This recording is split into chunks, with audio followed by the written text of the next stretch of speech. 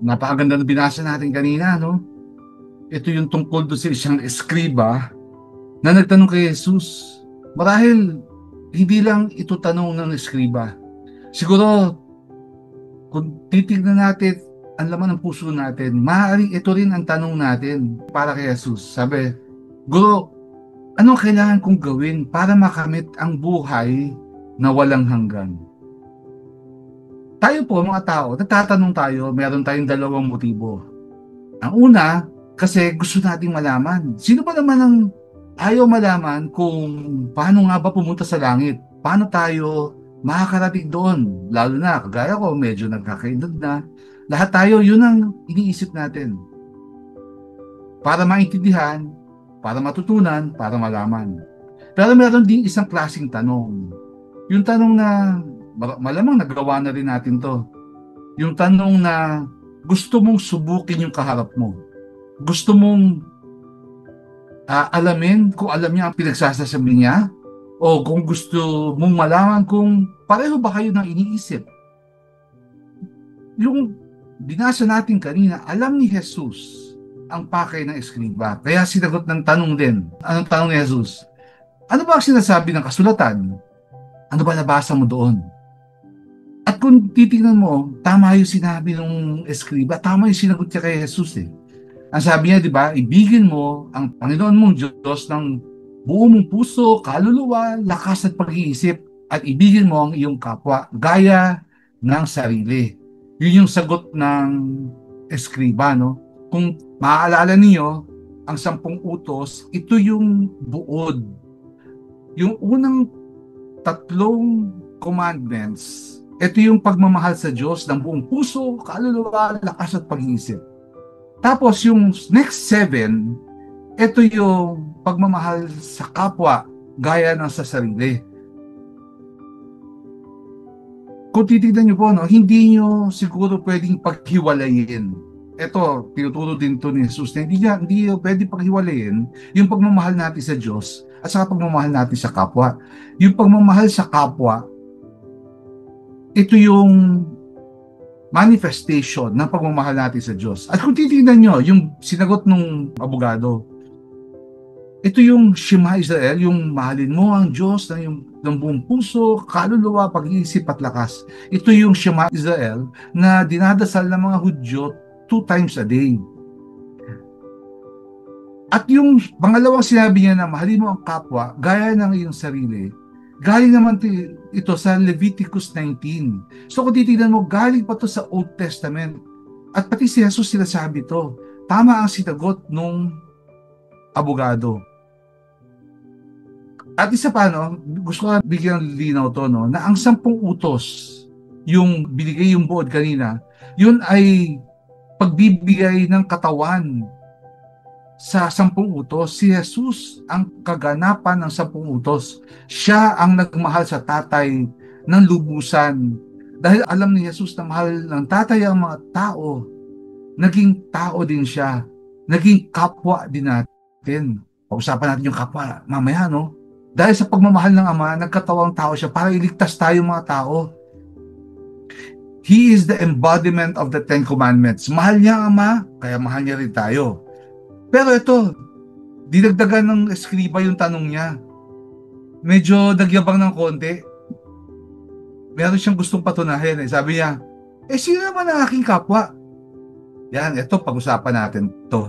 Sino nga ba? Sino ba ang kapwa para sa atin? Siguro maganda, aralin natin ang salitang kapwa sa wikang Pilipino. May maganda kahulugan nito eh. Makikita natin yung kaugnayan dito sa kapwa. Halimbawa, yung salitang kasama. Ano ang root word ng kasama? Sama. Ibig sabihin, together. Kaibigan. Ang root word ay ibig or friend or lover. Kababayan. Ang root word ay bayan, countryman. Kaakbay. Ang root word ay akbay. Ibig sabihin, shoulder to shoulder. Ang kaanak, ang root word ay anak. o ang tinatawag na kinsman, kamag-anak. Ang kapamilya, ang root word ay pamilya, family. Ano ang kapwa? Ano ang kapwa? Ang kapwa po ay kapuwang. Yung puwang ay space. We are in the same space. Magkakasama tayo sa isang lugar. Meron tayong shared identity. Meron tayong kapareho sa iba. Meron tayong moral obligation na tratuhin ng iba na may respeto. At siguro, pantay-pantay, pare-pareho po tayo. Walang sinisino. Walang mayaman, walang mahirap, walang pogi, walang pangit, bungi, kulot, kalbo, o kahit ano pa man, pare-pareho lang po tayo, magkakapuwang tayo. Siguro maganda makita natin ang kapwa natin muna sa pamilya natin, sa mga kamag-anak natin, sa mga kaibigan natin, sa mga kasama natin sa trabaho. Tapos tignan niyo po ang sinagot ni Jesus, no? Ang sagot ni Jesus ay isang talinhaga. Sabi niya, may isang lalaki na galing sa Jerusalem patungong Jericho. Ang Jerusalem po ay mas mataas na lugar, ang Jericho ay mas mababa. Ang Jerusalem ay sumisimbolo ng divine, sacred, or holy. Nandito ang templo. Ibig sabihin, ito ang sentro ng kaharian ng mga Hudyo. Nandito yung people of God. Ang Jericho naman ay mas mababa. Ito ay nagre-represent ng kamunduhan, temptation, secular world. So kung titignan nyo, galing sa taas yung mama, papunta sa baba. Galing sa kasama ang Diyos, papunta sa kasalanan. Sa pagitan nitong dalawang to, yung daan dyan ay zigzag, liku-liko, winding. Doon, maraming masasamang loob. Maraming pwedeng mangyari sa'yo. Kagaya dito sa pinento ni Jesus, ninakawan yung lalaki at binugbog ng husto. Halos mamatay na, half dead na nga daw. Tapos, may dumaang pare. Umiwas. May daang Levite at umiwas din. Ano ba kaibahan ng pare sa Levite? Pare, sila yung namamahala sa templo, sila yung nag-uugnay sa Diyos at saka sa tao. Ang Levite ang sumusuporta at tumutulong sa mga pare. So, may dumaang parehong alagad ng Diyos, di ba? Pero bakit sila umiwas sa tao? Masamang tao ba itong mga pare at saka mga Levites? Palagay ko hindi. Ang problema lang, meron silang katungkulan. Meron silang obligasyon. Meron silang trabaho. Ang trabaho nila ay para sa simbahan, para sa paglilingkod sa Diyos. At pag hinawakan nila yung lalaki, tinulungan nila yung lalaki, makakahawak sila ng dugo. Pag humawak sila ng dugo, they will be impure. They will be, marumi sila. At para mawala yung impurity, kailangan nilang mag-cleanse. Sa panahon natin, ang tawag dito, yung quarantine, di ba? Kailangan mag-quarantine ka ilang araw. Meron silang mahalagang trabaho. Pero ang tanong lang dito, mas importante ba ang trabaho natin na isang pare, na isang Levite, kesa sa buhay ng isang tao? Tapos may dumaan ding isang Samaritano. Tandaan po natin ang isang Hudyo at ang isang Samaritano, hindi sila magkasundo. Para silang mortal na magkaaway. May pag-aalitan sila. Ang tingin ng mga Hudyo sa mga Samaritano ay mga hindi puro. Kasi ang Samaritano ay marriage of a Jew and yung mga hindi Hudyo. Yung mga Canaanites, yung mga ganyan, no? So, hindi sila magkasundo. Medyo may galit, pati yung Samaritano may galit din sa Hudyo.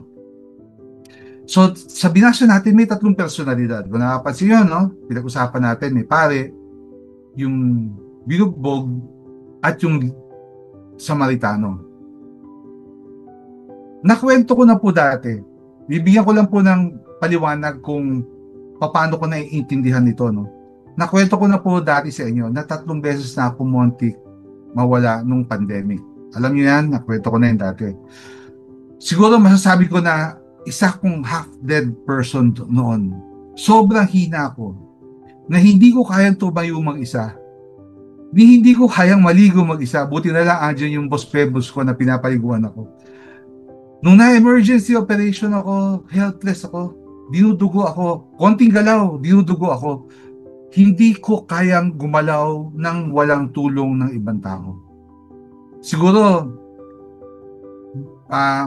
lagay naman natin sa ibang konteksto. Yung mga addict sa droga, addict sa sugal. Sila din ay nasa isang sitwasyon na helpless sila. Hindi nila kayang umalis dun sa addiction nila kung walang tutulong sa kanila.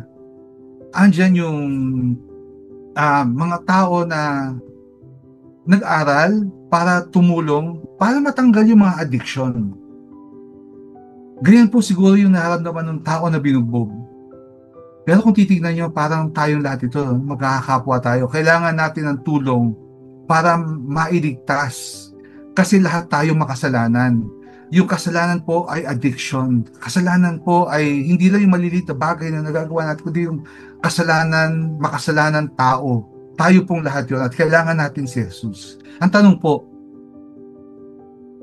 kung tayo po ba ay makaka-enkwentro ng taong nabugbog na gaya ng nasa talinghaga ni Jesus, ano kaya gagawin natin? Yung mga nangangailangan ng time, treasure, and resources natin, ano bang mga pangangailangan ng anak natin, ng asawa natin, ng mga magulang natin, yung mga may kailangan lang ng kwento, kailangan ng kausap, yung mga tao nagugutom sa kalye. May mga pangangailangan po yan, di ba? Ano po ang gagawin natin pagka tayo nakaranas ng ganito mga makakasalubong natin? Iiwas din ba tayo gaya ng mga pare at saka Levites na tingin ay abala sila sa gagawin ko? O gagayahin ba natin ng Samaritano na nagbigay ng habag? Isa pang tanong ko po, sino ba talaga ang Samaritano sa kwento na binigay ni Jesus? Sino po ba talaga yung Samaritan? Hindi po ba si Jesus? Kung titignan niyo yung ginawa niya, no? Binuhusan niya ng langis at alak ang sugat ng lalaking binugbog. Tapos, iniwan niya sa isang isang bahay panuluyan at sabi, eto ang 2 denaryo, babalik ako na ilang araw, kung kulang yan, dadagdagan ko pa. Pag nilayan po natin, yung langis at alak na binanggit dito ni Jesus, saan natin nakikita ito? Sa sakramento. Di ba ang langis pinapahid sa bata, sa binyag, sa confirmation, sa anointing of the sick? Pagka meron pong magpapare, gumagamit po ng langis.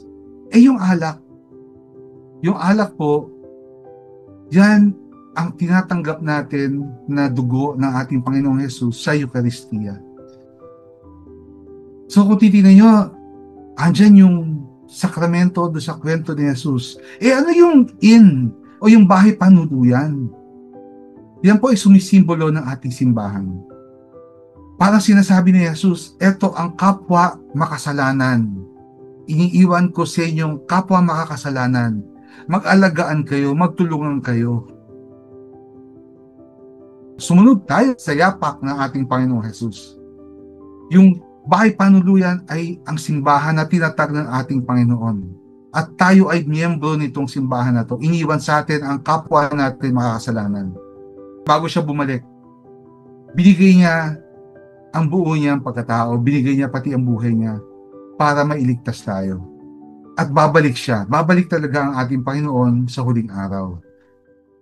So, bakit niya ginawa to? Para matanggal ang tanikala ng kasalanan sa ating mga taong makakasalanan.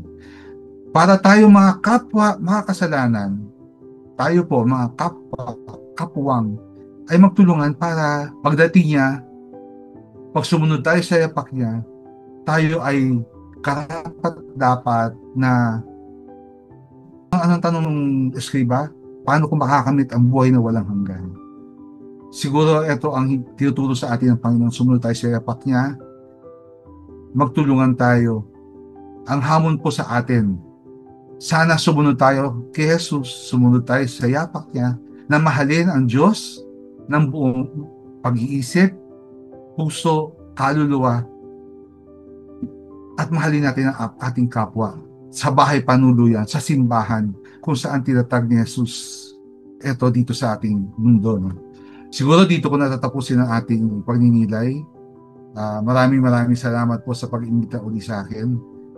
Napakaganda po. Kitang-kita dito yung buhay na natin bilang isang simbahan, bilang mga alagad ng Diyos na nagmamahalan kagaya ninyo mga girls, na nandito kayo nagtutulungan para makaalis sa tanikala ng kasalanan kung saan tayo naroon para makilala natin ang ating Panginoong Jesus. So magandang gabi po. Tapusin natin sa glory be. Glory to the Father, to the Son, and to the Holy Spirit, as it was in the beginning, is now, and ever shall be, world without end. Amen. And as for Mama Mary's intercession, Hail Mary, full of grace, the Lord is with you. Blessed are you among women, and blessed is the fruit of your womb, Jesus.